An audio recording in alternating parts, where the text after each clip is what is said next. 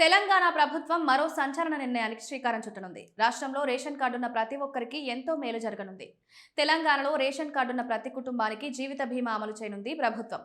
Telangana budget 2026-27 ప్రసంగంలో రాష్ట్ర deputy CM Bhatti Vikramarka ఈ పథకానికి సంబంధించి ప్రకటన చేశారు. అయితే ఈ పథకానికి ఎవరు అర్హులు, విధి విధానాలు ఏంటి? తెలంగాణ అసెంబ్లీలో డిప్యూటీ సీఎం ఆర్థిక శాఖ మంత్రి మల్లు భట్టి విక్రమార్క గత శుక్రవారం అసెంబ్లీలో రాష్ట్ర వార్షిక బడ్జెట్ను ప్రవేశపెట్టిన విషయం తెలిసిందే.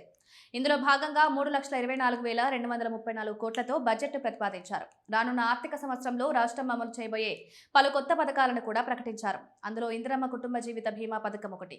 ఇందిరమ్మ కుటుంబ జీవిత బీమా పథకాన్ని తెలంగాణ ఆవిర్భావ దినోత్సవం సందర్భంగా ఈ ఏడాది జూన్ 2న ప్రారంభించనున్నారు. రేషన్ కార్డున్న ప్రతి కుటుంబానికి ఈ స్కీమ్ వర్తిస్తుందని రాష్ట్ర ప్రభుత్వం తెలిపింది. ప్రతి కుటుంబానికి 5 లక్షల బీమా అందించనుంది. రాష్ట్ర వ్యాప్తంగా 1,15,00,000 కుటుంబాలను లబ్ధిదారులుగా ఉన్నారని, సామాజిక విభేదాలు, ఆర్థిక స్థితితో సంబంధం లేకుండా ఈ పథకం పౌరులందరికీ వర్తిస్తుందన్నారు. సామాన్యుడి జీవితానికి భద్రత కల్పించడమే ప్రభుత్వ లక్ష్యమని పేర్కొంది.